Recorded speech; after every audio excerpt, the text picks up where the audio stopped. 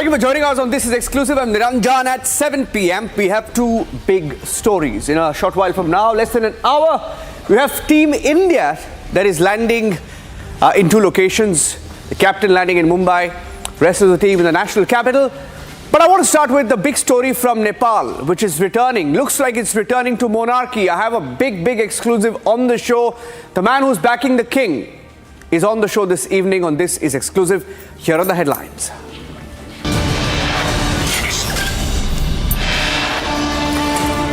Nepal's King Gyanendra returns. Close ally calls for Hindu kingdom to return and for stronger ties with India. Pakistan cricket board का कोई नुमाइंदा यहाँ खड़ा नहीं था। पाकिस्तानी चैंपियंस ट्रॉफी होस्ट कर रहा था। ये बात मेरी समझ से बाहर है।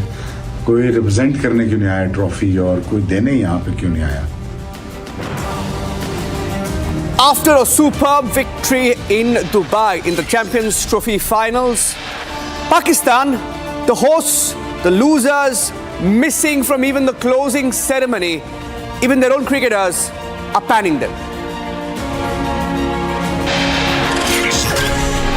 Maharashtra Chief Minister Rabindra Mishra calls for removal of Aurangzeb's tomb, says Congress purposely endorsed barbaric rulers as appeasement.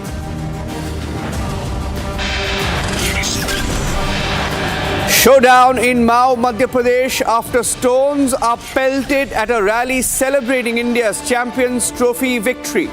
13 arrested for attacking national pride.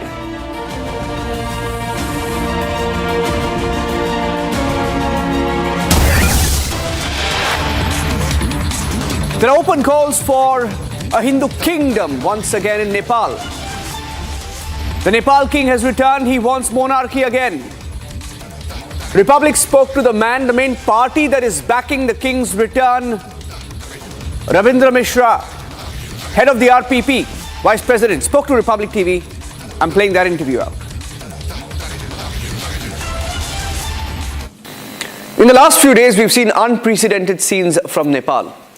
Lakhs of people on the streets over the weekend, backing the king, asking for monarchy to return in Nepal. What's going on? I have someone who is playing a key role in batting for the monarchy again. I have Mr. Rabindra Mishra. Mr. Rabindra Mishra is the senior vice president of the Rashtriya Prajatantra Party. Now his party is backing the king and wants monarchy again. Why do you want the king to return, Mr. Mishra? There are two factors. One thing we think, after the monarchy was overthrown, the peace, the stability, the religious harmony, the ethnic harmony, the unity of the country has been fragmented. And it has been fragmented so much that people are increasingly getting worried. And the rate of religious conversion has gone up really high as well. That is one of the highest in the world. Geopolitically also, Nepal is located in a very sensitive place between India and China, which are trying to be the superpower in the world. And then because of China and because of the change in international geopolitics, the focus has shifted to the whole of Asia and obviously because of China in Nepal as well. All of this has led Nepal into an existential crisis. That is what we think. And Nepal being a playground of international geopolitics and Nepal being internally divided between ethnic groups, religious groups, the different regions of Nepal is not good for the country itself and has not been good at all. That's why people have been really dissatisfied. It's been more than 16, 17 years since the Nepal turned into a republic. And in 16, 17 years, there has been around 15, 16 changes in government and no one has liked it. So the support to bring back the king, bring back the institution of monarchy is rapidly growing in Nepal. Are you going to take a pro-China stand or pro-India stand? I'm asking it straight up. I know you've been a journalist and you're backing the king. Does the king take a pro-China stand or a pro-India stand? You see, we have played a non-aligned kind of diplomacy throughout, but in the changing geopolitics of the world, I have been arguing, and I did write an article in one of the major Indian publications, The Print, about one and a half years ago, arguing that Nepal should have a very, very friendly, cordial, close ties with India because of its open border and cultural, religious, and social relations. And India obviously has played major role in lots of aspects of Nepali society. The trade, nearly two-thirds of the trade is done with India. So we need to have a really close relations with India, one thing. Second thing, I have also argued that, for decades, India used to have a two-pillar foreign policy towards Nepal. That was constitutional monarchy and multi-party democracy. That is what they argued for all along. But after the monarchy was overthrown, the Indian policy had changed. I have been arguing that Delhi should review its policy and go back to the two-pillar system. That is, they should argue for help of the restoration of the constitutional monarchy and support the multi-party democracy. And that is not only in the interest of Nepal, that is also in the interest of India, given the fact that India is trying to be the superpower in the world, and obviously the peace, stability, religious harmony, cultural harmony, ethnic harmony in Nepal would matter to India as well, one thing. And the second thing is, previously, India and Nepal were very close, and international other countries also had accepted that, these two countries have really close relations, and that can't be compared with other countries in the world. But in the last 15, 16 years, what you have seen is, it is not only India. Nepal is increasingly becoming a playground of international geopolitics. Yes. So there are other countries trying to play things here as well. That is not good for the regional stability, regional peace, as well as Nepal and India. That's why I have been arguing that, Nepalis should come out on the street, help to restore the institution of monarchy, but then at the same time, India should be positive about it. Okay, can I ask you a question? Now, do you feel China's meddling has tried to dilute Nepal's identity as a Hindu nation? Do you want that identity to return? There is a difference between Hindu nation and Hindu kingdom. Hindu nation can be brought about within the republican system. Nepal can be a Hindu state in a republican setup. But what we are arguing is for Hindu kingdom, because without the king, Nepal, can't actually remain a Hindu nation for long. Because as I mentioned earlier, the rate of religious conversion in Nepal is really high. We need to stop that, and we need a guardian as well. Obviously, king is the 10th, regarded as the 10th incarnation of Vishnu. You are talking about the meddling of China. It was not about the meddling of China, but it was about the meddling of the Western power. Back in 2014, the British ambassador, the then ambassador, wrote an article openly in a leading English newspaper in Nepal, arguing that, Nepal should allow the religious conversion. And that was, not to be done in diplomacy. So those kind of meddling happened here. That's why I'm saying, once international forces come to Nepal and make Nepal a playground, things won't be only in the control of Nepalis, or maybe, India obviously would have its own desires about Bangladesh, about Pakistan, about Bhutan, about Maldives, Sri Lanka, and Nepal. In recent years, India's relations with Maldives, Sri Lanka, Bangladesh, Pakistan hasn't been as Delhi would really like to have it. the way it wants. So obviously it would be better if India reviews its policy towards Nepal as well. Okay. My last question to you, a very interesting video that I saw there yesterday when the king was undertaking the rally, right, the roadshow, the show of strength. A lot of people were holding posters of Yogi Adityanath. Yogi Adityanath is the Chief Minister of Uttar Pradesh. He's very popular in India. And when I saw his posters there, of course, I wasn't surprised given what you're trying to achieve by, taking Nepal to become a Hindu kingdom again. How popular is Yogi Adityanath there, and what does his poster there signify? It was not lots of people holding that poster. It was only one person holding that poster. His name is Pradeep Vikram Rada, and it made a huge news, and it was all over the social media. Yeah. So when tens of thousands of people, lakhs of people are on the street, obviously there will be some people who do things that they personally would like.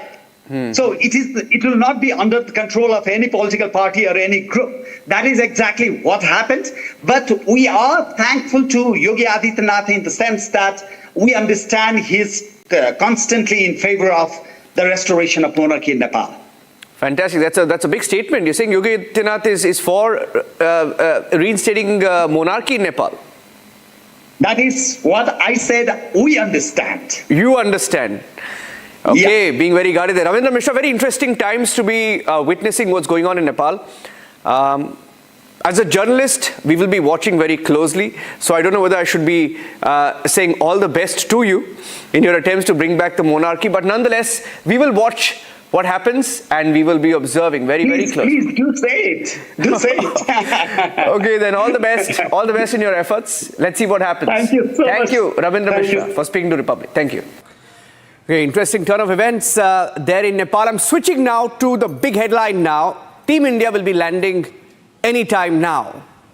One set of players will be landing in the national capital in New Delhi in a few minutes from now after being crowned the champions once again, winning the finals of the Champions Trophy. I have Arun Dhumal. Arun Dhumal is the IPL chairman joining us on the show this evening. Mr. Dhumal, good evening. What a fantastic victory. Fantastic victory. There are good days, there are bad days. And this has been a fantastic win, fantastic campaign for the team. Definitely. If you look at these three tournaments back-to-back, India made it to the finals against best of the teams, beat Australia, beat South Africa and New Zealand this time around.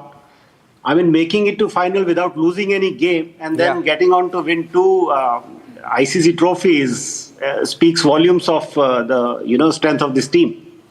Throughout this campaign, Mr. Dhumal, one thing that I saw constantly was some people really complaining, saying that India didn't have to travel, but this team went from city A to city B to city C to city D.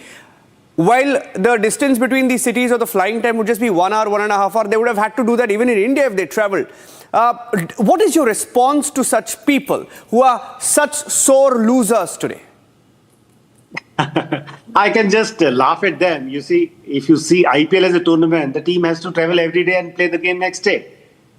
So the players are strong enough to travel and play a game next day. And that has been the case. This is under the ICC arrangement that has been done. With regard to Pakistan not coming to India and India not going to Pakistan, everybody understood the security situation. And that was fair and square for everyone. Simple as that. It was not that it would be for India only. Per se, in case next year we are going to have ICC tournament in India, T20 World Cup, there may be a situation wherein Indian team would have to do the same. We can't take it as an excuse. You see, ultimately you have to win the game at the ground, and that's what Team India did, and they won all the games very convincingly. What's your biggest takeaway from the kind of form the team is in? Everyone is chipped in. There's not one player or two players who have really stood out. The entire team has batted to get this trophy back. I think the credit goes to the team, the way they played as a unit. Whenever a bowler or a batsman was required of, doing his duty, he delivered. And hats off to Rohit's captaincy, the way he led the team as a unit, the way he used Varun, Kuldeep Yadav, at times Akshar Patel, Jaddu. They've been phenomenal as a unit, and they have done, whether it is with regard to bowling, batting, fielding, they've been exceptional throughout the last 3 tournaments. And they can take this excuse for this tournament. What about T20 World Cup? India had to travel from US to West Indies, and West Indies, you have different countries, they need to travel every day. There also, they won each and every game, and they got us the trophy there also. So I think, like you said, it's a loser's excuse. I would just take it at that. Yeah, okay. My last question to you, Mr. Dhumal. The team is landing anytime now, and we're all very excited. We are going to, have a lot of programming on cricket this evening as we build up to that. My last question, you ended your point by mentioning sore losers. Now, I was really surprised. In fact, even Pakistani cricketers are surprised. Shoaib Akhtar, I saw a video of his where he's questioning his own country's board, PCB, for not being there during the closing ceremony. Do you have any views on that? Ideally, they being part of, ICC, and they being the host, some of their representative should have been there. So I don't know what was the reason for them not to be there. I think the president of PCB, he's also the interior minister there. So he must be having some compelling reason not to be there. But that be so, they being host, ideally they should have been there. So I can't comment really on that. But I would like to convey them my best wishes for the forthcoming tournaments. Okay, being guarded. Okay, Arun Dhumal, thank you for speaking to Republic TV. Very, very exciting time for Indian cricket. Thank you. We're leaving you with that moment as Team India lifted the Champions Trophy in Dubai. And we will be building up as the team lands any minute now in the national capital. Thanks for watching.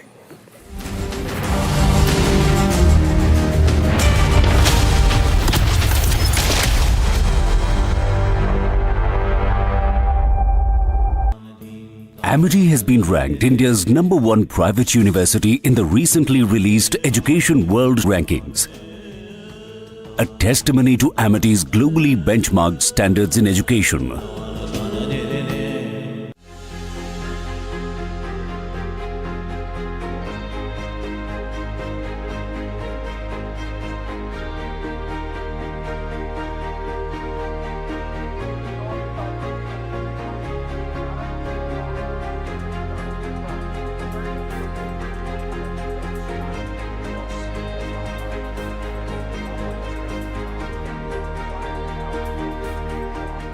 Forcing both the Russians and the Ukrainians. Strike it won't settle. Exactly.